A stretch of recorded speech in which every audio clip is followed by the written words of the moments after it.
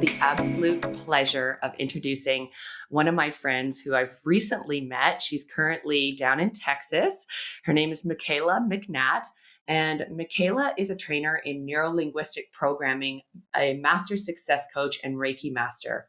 As many are hearing the call to make an impact in the lives of others, Mickaela realized the need for training and education around how to safely guide a client through the depths of true transformation. It's so interesting about how we identify with how we used to be in the past or how we grew up. And we just think that that's all we're ever going to be capable of because we don't understand what's actually possible for ourselves. Absolutely. When we do release these unconscious beliefs. So just on that note, how does somebody's own psychology directly impact their ability to earn and keep their money? Totally. What would you say is something that somebody's psychology would hold them back?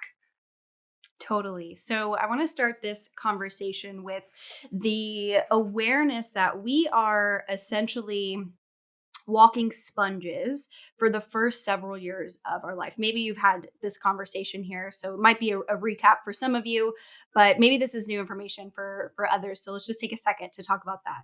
From ages 7 to 8-ish, around that period of our life, is when we're developing what's called our critical faculty. Some other teachings would maybe call it a critical factor. But essentially what this means is, imagine with me a gateway from your conscious mind. So the conscious mind is what's listening to us right now. Maybe you're driving, maybe you are sitting down with a cup of coffee. Your conscious mind is activated right now, right? You're listening to us, you're following what I'm saying. Whereas your conscious mind or your unconscious mind, your subconscious, is the part of you that is beating your heart, that is taking breaths, that is supporting your body upright. You don't have to think about those things. You don't have to tell your heart, okay, beat, right? It's just doing that. Yeah. So your unconscious mind is the part of you that is maintaining all of those functions. And it's also the part of you that holds those beliefs, that holds your beliefs around money or beliefs about success. So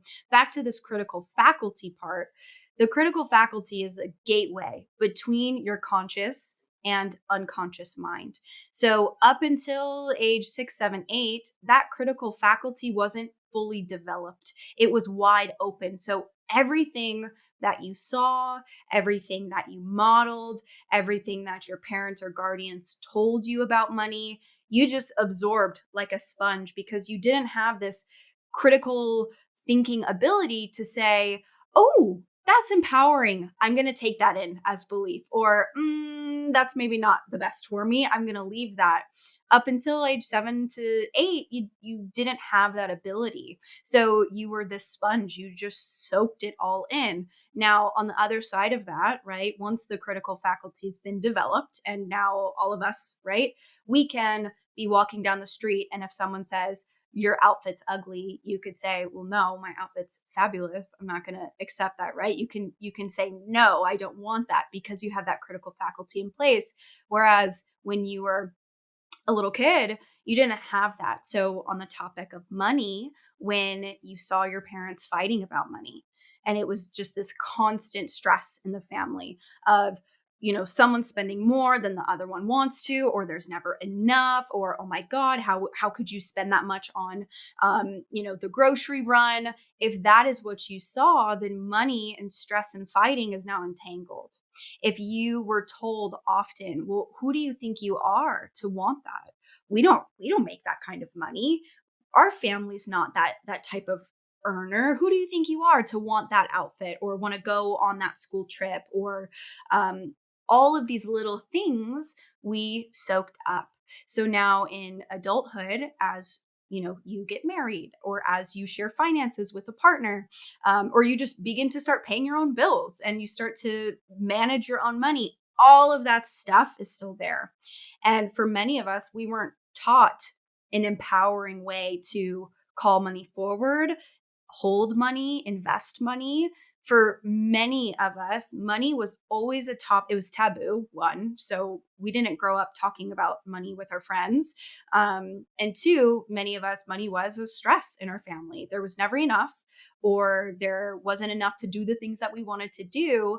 And we hold all of that deep down. So even if consciously, you've got the money in the bank and you can see that you've got, plenty to pay your rent, pay your bills, pay, grocery, Whole Foods run, you still might have this deep belief that says there's never enough. So, for example, if the opportunity to go on a girls' trip comes up, you have this knot in your stomach and you say, I can't do it. I can't afford it.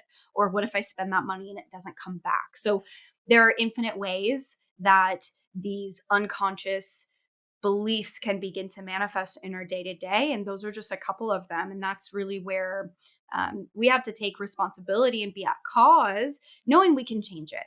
That's what I love about my work and the field of NLP. We have the power to not just say, oh, all right, yep, my family didn't grow up with that, but we have the power to break those generational beliefs and break those stories, not only for ourselves, but generations to come for those who feel called, to have babies one day. So that's a few different ways this, money wounding can show up in our day-to-day lives as adults. Yeah. Oh, that was so powerful. And it was so funny because, I mean, you and I have had a conversation about money stories in the past and about how Totally.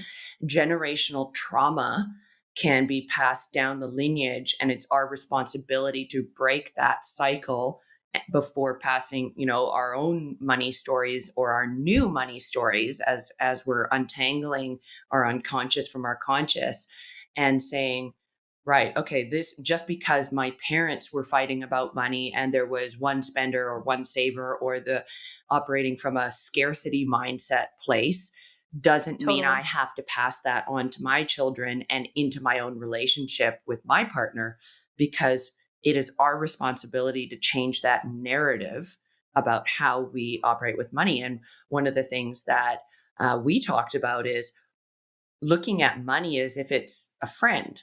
And what has your Mm, relationship been like with money in the past? Have you been ignoring them? Have you been neglecting them, not talking about them because, it was taboo, as you said? I mean, statistics show that people would actually rather talk about sex than they would talk about money. really? Yeah. And Wow. that is just crazy to me.